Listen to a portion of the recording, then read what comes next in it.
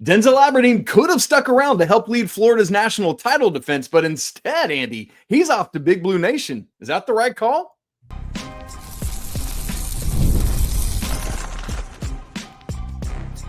You are Locked On College Basketball, part of the Locked On Podcast Network. Your team every day. Hey there, what's up? Happy Monday. Welcome into the Locked On College Basketball Podcast, the only daily national college hoop show out there. How on earth is it August? But we love it because that means we're another couple days closer to the college basketball season. We're your hosts. That's Andy Patton. I'm Isaac Schade, and you're joining us at the place to get your college basketball content every single day. It's all part of the Locked On Podcast Network. We want to thank you from the bottom of our hearts for making us your first listener watch to get your college basketball content and your Monday started the right way. Reminder, you can catch every episode ad-free on Amazon Music. This episode is brought to you by Gametime. Download the app, create an account, and use code LOCKEDONCollege for $20 off your first purchase. Hey, what's up to all you everydayers? Glad you guys are here. And we also want to welcome in the Locked On College Basketball Discord members. That link's in the show notes. We'd love to see you in there chatting with us.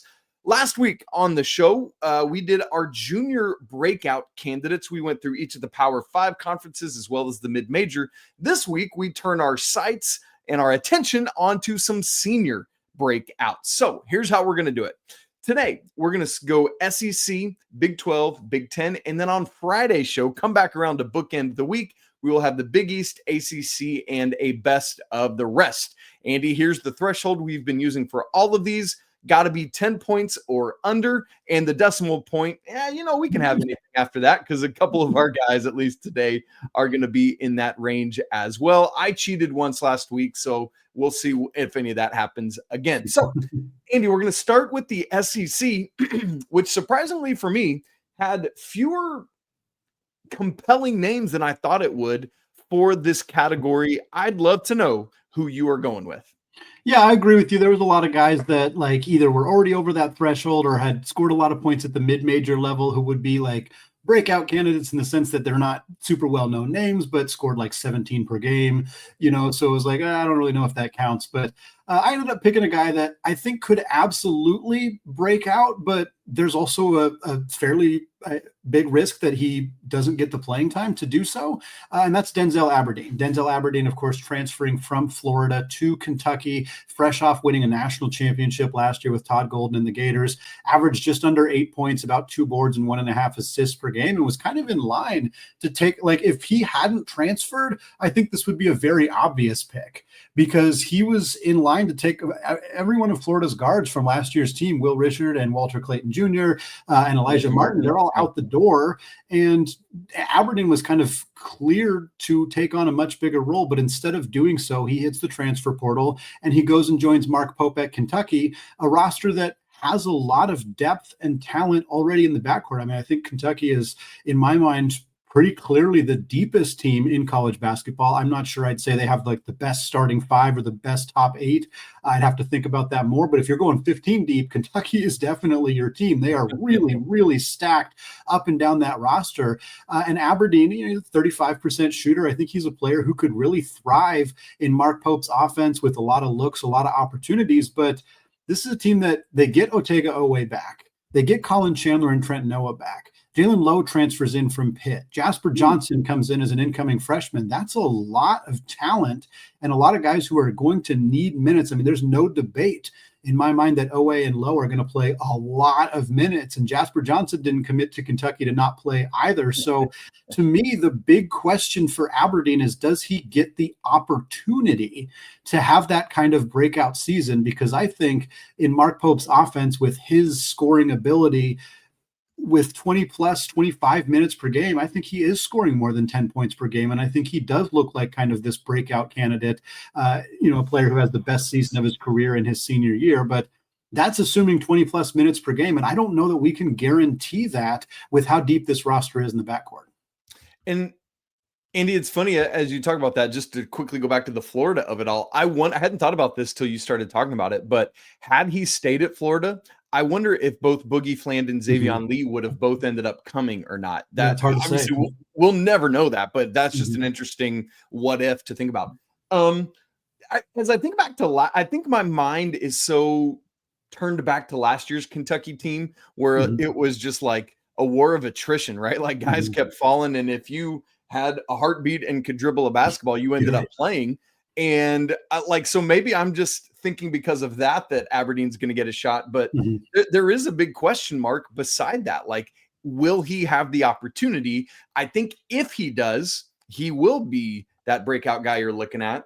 But I could also see a world where there's not enough opportunity Mhm. for him to be that breakout candidate. And that's what we're going to have to see. But him bringing a lot of longevity and seniority is certainly going to help bring that team along. And so we will watch and see. But yeah, as you said, going to have to get past, I think in particular, Owe, Mhm. Jasper Johnson, and Jalen Lowe. I think that's the trio that he's got to forge past. Andy, for my pick, I went down to a place that I just drove through a couple weeks ago, and that's going to be the Ole Miss Rebs. And I'm going to go with Malik Dia, who had 10.8 points a game last year. If you take off that 0.8, he fits our threshold. This is a guy that, to be fair, did have 16.9 points a game at Belmont his sophomore, whatever. As I Mhm. look at it, Andy, here's this funny big picture. Last year, Ole Miss had 6 double-digit scorers. Malik Dia, along with Sean Padula, Jamin Brakefield, Matthew Morrell, Jalen Murray, and Dre Davis. Guess what, Andy? Those 5 dudes I just named, Sean Padula, gone. Jamin Brakefield, gone. Matthew Morrell, gone. Jalen Murray, gone. Dre Davis, gone. Of those 6 double-digit scorers, Malik Dia is literally the only one left. And obviously, Chris Beard has brought in other guys that he's going to have to contend with, like freshman Nico. I still don't know if it's Bundalo or Bundalo, whatever. I like What? saying Bundalo. I apologize if that's wrong, but it's very fun to say. Yeah, absolutely. AJ Store comes over. Which AJ Store is that going to be? Last year's like, at Kansas, or the guy we had seen the year before. So there's plenty to go around. A couple Louisville guys transfer in, but Andy, ultimately, I think Malik Dia, while there's a lot of guys he's going to have to contend with, I think by far and away he gets the biggest chunk of the pie, and so I think is a clear and obvious breakout dude who people all around the nation will learn his name because the SEC is going to be right up there again. Malik Dia is my pick. I like the Malik Dia pick. Yes, he was technically over 10 points per game last year, but only barely. And anytime you have a team that had 6 double-digit scorers and 5 of them are gone, like that, like you could have stopped your analysis there. And I think that paints the picture perfectly. Yes, Store's going to take some touches. Yes, they have some other players coming in from the transfer portal, some veteran guys coming in as well that are going to take some touches. But Chris Beard is he's going to lean heavily on Dia. He likes his veteran guys. He likes having these returners. I'm sure any coach loves to have somebody who's familiar with the system and kind of ready to go from day one. And Dia is not only that, but he's just a gifted scorer in his own right. And I think that you're going to see him. I'm not going to say he's going to have like a Sean Padula type season necessarily, but I think you're going to see a player who really has a strong season in the SEC. And so I'm more than happy to have him, kind of break the rule a little bit and be a quality pick here, because I think you are going to see him have a great season. Man, Padula was so good last year, the heartbeat of that team in so many ways. Andy, let's just list off a couple other guys we looked at. Mongolian Mike, that's a guy we've loved here on our show. Mike Sheriff Jumps is at South Carolina now, a clear and obvious guy to break out. One that I thought, speaking of guys that didn't do at Kansas what we thought they were going to do, Rylan Griffin, could he be a post-breakout? Because he did really well at Alabama 2 seasons ago, didn't do it last year at Kansas. He's at A&M now, and he's got that buckyball going. I don't know, Andy. There's some possibility there. Speaking of A&M, Rayshawn Agee, I like him, 9.4 at USC last year. I'll just list off a couple other names. 2 guys at Vandy, Tyler Nickel, Devin McLaughlin. Kendall Weaver, we've looked at him a lot at Texas, been a almost like perennial bench guy, but has some good opportunity there. And then looking at Houston Millette, he had done well in his first 3 years at Pepperdine, just didn't do as much at Alabama last year. They just were so loaded. But man, that cupboard isn't as full anymore, and somebody's going to have to step up in that way. And then Andy, going to Fayetteville, Arkansas, just an hour and a half south of me, I look at the big guys of Nick Pringle, speaking of Alabama, and Trayvon Brazil, and I feel like probably not both of them because of opportunity, but I feel like one of those guys is primed. Trayvon Brazil almost did it a couple years ago, but then had that unfortunate injury, just played 9 games, and so we'll see. But Andy, those are some honorable mention candidates from us to the audience. Well, Isaac, Grant McCaslin's had some great success in the transfer portal, including with JT Toppin last year. Can he do it again with the transfer coming over from Santa Clara and Tyeree Bryan? We're going to talk about that in just a second. But first, folks, it's time to fuel up and turn it up with 5 Hour Energy's Transfusion. It brings the bold grape, ginger, and lime flavor of your favorite golf drink, minus the alcohol, into a quick and energizing shot. Whether you're sinking birdies or just making memories with your friends, there's a hole-in-one for your energy game. And let's be honest, some days on the course or off the course, you just need that extra boost to stay sharp and energized. I'm personally not much of a golfer, love getting out with the family on the mini golf course, had some pretty fun shots, but honestly, folks, golf is just all about having good times with good people and good flavors, of course. And the grape ginger lime flavor gives you the best parts of your clubhouse go-to without having to chase down the beverage cart. And if you go to 5hourenergy.com today, you can use my promo code LOCKEDONGOLF to receive 20% off your order. This offer is only valid until September 30th on one order and cannot be used with other promotions. The code is not good on subscription orders. So whether you're meeting up with friends or trying to turn 18 holes into 36, get the energizing boost that you need to power through. Order transfusion flavored 5 Hour Energy shots today. All right, folks, continuing our conversation here, looking at senior breakout candidates. We started in the SEC talking about new Kentucky guard Denzel Aberdeen, as well as returning guard Malik Dia for Ole Miss. Now we're going to turn our attention to the Big 12. Got some fun players to talk about here. Isaac, I'm going to toss to you first to talk about a player that's been in the Big 12 for quite a while and had some good seasons, but now looks primed to take on an even bigger role. That's right, Andy, and that's Tamin Lipsey at Iowa State. I don't know why I've been so enamored with the Cyclones the last couple of years, but I can't get off of them. I think it's well known my love for Milan Momcilovic. But here's the thing for this team: Lipsey had 10.6 a game last year. I guess I've just got a trend going right now. Had a couple more than that his sophomore year at 12.4. But as you said, who really led the way last year for Iowa State? That was Keshawn Gilbert and Curtis Jones. Obviously, Curtis Jones kind of coming off the bench and just doing absolute work. But it was those two guys that really led the way. Similar to my Malik Dia pick, they're both gone. And for that reason, I think both Lipsey and Joshua Jefferson, as well as Momcilovic, I think that's your big three this year for Iowa State. And it's been proven that there's plenty to go around for the Cyclones and what they try to do, even though they're a defensive-minded team.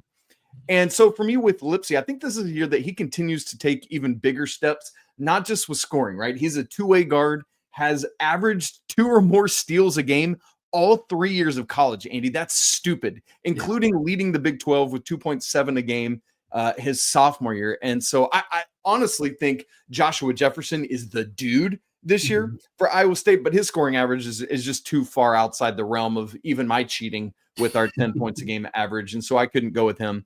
But Tamin Lipsey is going to be the head of the snake as a guard, as a pesky, good grief, defensive player. And so for that reason, opportunity, defense continues on. And I think he takes a step forward offensively this year. Give me Tamin Lipsey. You know, it's funny. We talk so much about like Purdue and Marquette and a few other programs that are very good at developing talent, especially in an era where that's a much more of a challenge for many coaches. And Iowa State, I don't think necessarily gets as much love in that space as maybe they should.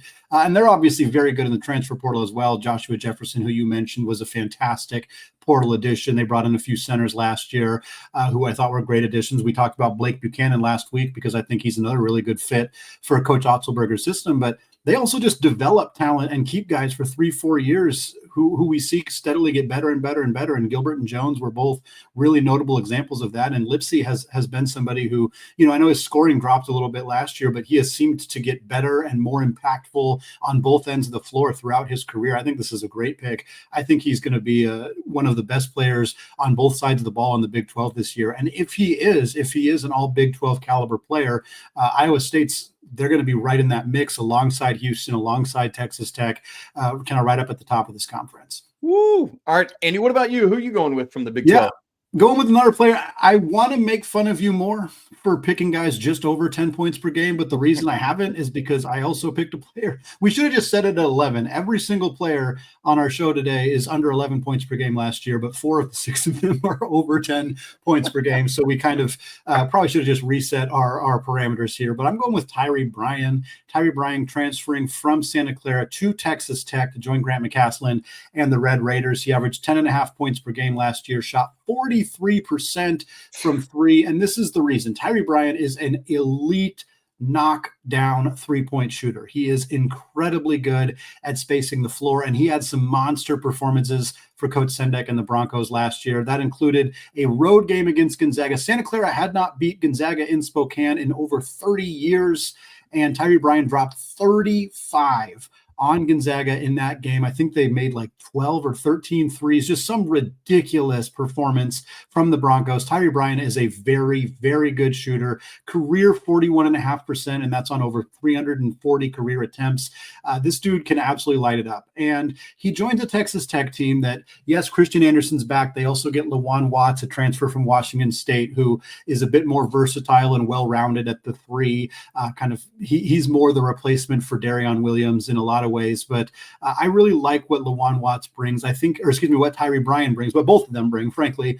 But I'm curious if Bryan will end up starting. He was kind of a sixth man for most of his career at Santa Clara, and I think that McCasland will like to keep him in that role. The Texas Tech also has Donovan Atwell, who I think is going to start at the two with Anderson and Watts kind of flanking him. But I wouldn't be surprised to see Bryan. Maybe his numbers don't change dramatically, but if he averages 10.5 or 11 points off the bench for Texas Tech while shooting 42% from three, he's going to be in contention for Big 12 sixth man of the year, and he's going to make himself a fan favorite in Lubbock. I can tell you that right now. I think he's a really talented player who's going to have a really good season for Texas Tech. Well, and Andy, you think about how different the Red Raiders were when Chance McMillan was on the bench injured. And you think about they got to replace that. They got to replace Kerwin Walton, all that shooting that both of those guys brought. And so if Bryan can do it at that level that they both did, then he's going to earn himself a ton of playing time. And let's, by the way, keep in mind that JT Toppin is probably one of the best gravity guys in the country. And so all the shooters for Texas Tech, again, are going to have a ton of room to operate, including Tyeree Bryan. And so, man, there's a lot of interesting possibility there. As you said, I know you're super high on Christian Anderson. And so all of these reasons are why Texas Tech is right back up there again, potentially at the top of the Big 12, along with Iowa State, who we just talked about, in Houston once again. Speaking of that, Andy, any honorable mentions you want to lay out here for the Big 12? Yeah, there's quite a few that kind of are right around that 10 points per game. Again, apparently we set our limit at 11 because Milo Suzon and Emmanuel Sharp, both guys who were just over 11 points per game last year. Sharp was at 12.5. I think are going to be guys who you could see have huge seasons. Houston's a lot younger this upcoming season, so I think they're going to rely on their veterans a little bit more. So Keba Kaita is a guy that I really like. I just don't know that his breakout's going to look much different than his numbers last year, but he's just an incredibly impactful player in the front court for BYU. Anthony Del Orso only averaged 7 points per game last year, and while he did average close to 20 a game when he was at Campbell, I think you're going to see him have a much better season for Arizona because he's going to have a much bigger role following Caleb Love's departure and a few other departures for Tommy Lloyd's team. Trey White has been all over the place, USC, Louisville, Illinois, last year where he averaged 10.5 points. Now he's at Kansas. Could he find a way to break out alongside Darren Peterson and Flory Badunga? I think he's worth keeping an eye on. A couple Cincinnati guys, Day Thomas, Jalen Celestine, Kirk Kriisa, all guys that I think make some sense. Thomas just over 10 points, but the other guys were just under. And then Dan Skillings transferring from Cincinnati to Baylor. He's one I'm keeping a close eye on. He's not a super efficient scorer, but I think he could really thrive in Baylor's offense, and I wouldn't be surprised to see him have a really good season for Coach Scott Drew. Andy Buzz Williams is bringing the pain with him from College Station, Texas A&M, heading up to Maryland. We're going to have a breakout senior season for Pharrell. He's feeling happy in College Park. We'll talk about that coming up in just a second. Right after I tell you about Gametime, we've all been there, man. You're trying to get these tickets for a concert or a show. You got to get in that digital line at like 10 a.m. on Friday. You're waiting, 10 o'clock, refresh, and you go. The only problem is you're sitting there waiting and you get booted out of that digital line, and it's so stressful. I just want to buy tickets. It's a whole thing. live music should be about making memories, not about getting stressed out about getting your tickets. And that's where Gametime comes in. Gametime makes getting these tickets for shows and concerts easier and faster than ever. Prices, they actually drop the closer it gets to showtime, and you can save up to 60% off with their killer last minute deals. Are you worried about what happens if your plans change? Don't be. The Gametime guarantee has your back with cancellation protection and so much more.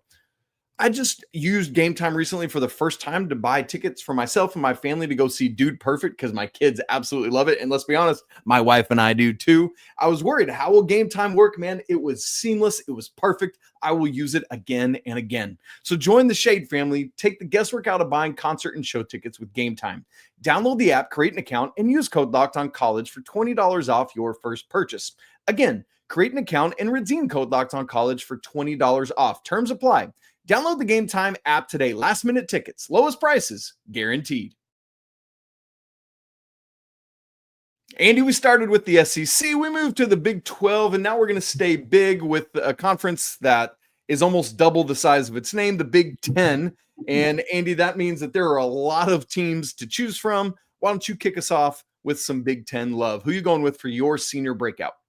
Yeah, it's nice to be able to pick somebody who's been at the same school for 3 years and has seen their performance steadily improve every single year, because it just feels very bankable of like, oh, this is a guy who has figured it out. He's become more efficient. He's scored more points. He's played more minutes. And that's Jackson Kohler at Michigan State for Tom Izzo and the Spartans. Again, another coach who this is what he does. Like Tom, when he does have highly decorated freshman classes, it's almost like people are expecting like, oh, he's going to, do what Calipari does or do what those other teams do and have a bunch of one and dones. And like, that's just so rare. It's so a program so built on developing and having guys for 2, 3, 4 years. And Kohler's a guy, highly regarded player coming out of high school, and averaged 3 points and 2 points in his first 2 years. And then last year as a junior kind of had a mini breakout, averaged just about 8 points, 7.5 boards per game, played about 21 minutes, and now is in line to take on an even bigger role as the Spartans lose Frankie Fiddler, they lose Apollo, they lose Xavier Booker. And so you're kind of expecting him to step into a bigger role, play more minutes per game. He was very efficient as a scorer last year, both around the rim, and he started stepping out as a guy who took very few threes in his first 2 years combined. I don't know if he'd even made a three as a freshman or a sophomore. And then last year as a junior, still on a small sample, but he shot 37% from three. And so this is a guy who could continue to develop an outside shot, be more of an inside-out threat, be efficient around the rim, play a bigger role for a team that lost a lot of front court talent from last year's team.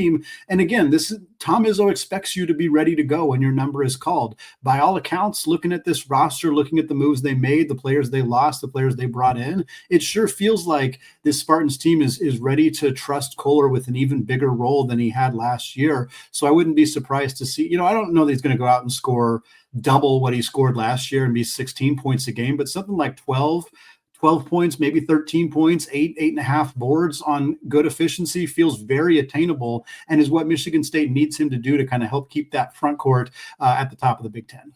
And not only all those front court guys gone, there's a whole bunch of the backcourt dudes transferring out to all sorts of places. Going to be really interesting to see. Andy, I'm going to go with Pharrell Payne. I can't remember, from Maryland. Like, pronunciation is hard, guys. Mr. Payne, leaving Texas A&M with Buzz Williams, heading off to Maryland. 10.4 at A&M last year and 10 at Minnesota the year before. Look, I think Malik Dia of my three guys today is going to have the biggest usage rate, the biggest chunk of the pie to work with. But I think Mr. Pharrell Payne is going to have a massive opportunity to just go off at Maryland. And maybe it's the recency bias of the last couple times we saw him. He just went nuclear for the Aggies in the NCAA tournament. I think it was like back-to-back games of 25 and 27, if I'm remembering correctly. Had a couple other 20-plus point games in league play. And so obviously it's got to be more consistent than it was. But it's a whole brand new world for Maryland. The coaching staff, players, so many guys gone. In comes Buzz Williams, in comes Pharrell Payne, who knows Buzz Williams' system. And there's this, when you go to somewhere, you look for things I know Pharrell Payne. I know what he did for me at the end of last year. Let me hold on to him and let me ride him to Terp glory.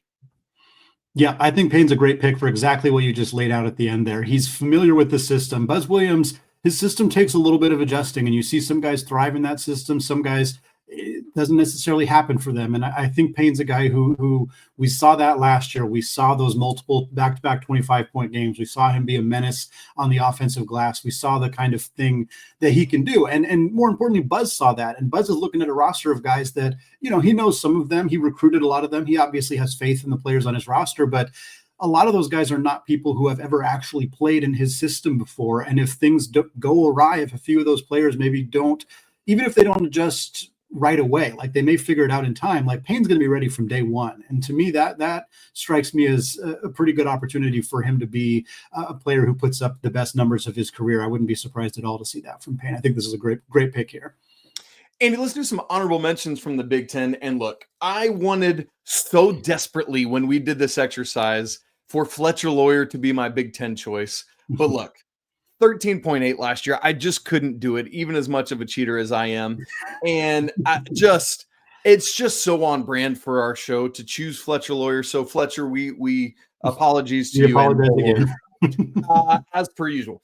Andy, another one that I really thought long and hard about was Sky Clark at UCLA. Mm-hmm. I think here's where I go back and forth on Sky Clark.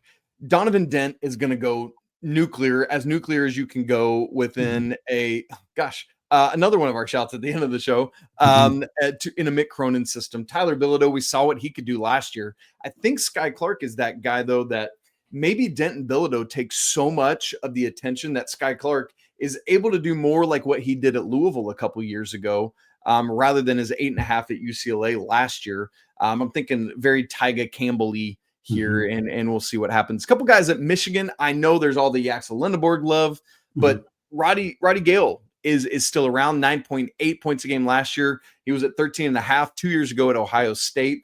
I believe in a breakout from him more so than Namari Burnett, but we'll see. I think a lot of that might depend on what Elliot Cadeau does or doesn't do this year, and so we'll see there. Another one, Andy, that I thought long and hard about was Andrew Rohde at Wisconsin. Transferring over from Virginia, had 9.3 last year in Virginia's plotting system, which we had a couple of junior breakout guys that fit that.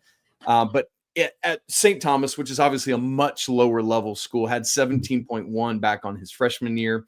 And then two other guys, Andy, I'll round it out with are Tavion Banks at Iowa, going over with Bennett Sturts, that whole crew that's coming over from Drake. He had 10.1 at Drake last year. I think he will have a higher usage rate this year than last. And so he might fit in there as well. And one other is Connor Esigian at Nebraska, who just, I think, is primed for a bigger role as well there for the fighting Fred Hoibergs. Rohde was probably my top choice out of this group, and I was the one who picked the Virginia guys last time, so I was like, should I pick another guy transferring away from Virginia just by virtue of – and I would pick another Wisconsin guy after picking Nolan Winter for my junior breakout. But I think if Rohde and Winter do have the seasons that I think they're capable of having, I would definitely be keeping an eye on that Wisconsin team. I think they might be a little underappreciated at this point heading into the season, and Rohde and Winter and newcomer Austin Rapp and a few others are a big part of the reason why, obviously Blackwell coming back too. But Rohde's a guy that I think is definitely worth keeping a close eye on heading into this upcoming season for the Badgers. Folks, that's going to wrap it up for us today here on the Locked On College Basketball Podcast. We will have the rest of this senior breakout list, which will be the ACC, the Big East, and our mid-major picks. That will be on Friday's episode of Locked On College Basketball. So if you're looking out to figure out who we're talking about in those conferences for senior breakouts, check it out on Friday. I want to thank all of you for listening, for making the show your first listener, first watch. Those of you who are subscribed on YouTube, we very much appreciate it. Hit that bell button so you get notified every time there is a new show. As always, and especially today, we want to say apologies to the Lawyer family, although I guess we're apologizing that you scored well more than 10 points per game last year, Fletcher. So good congratulations and apologies. Let's go Wild Popes. Cheers to the Mick Bruins. Look at that. We talked about all three of those teams today. And until next time, peace out.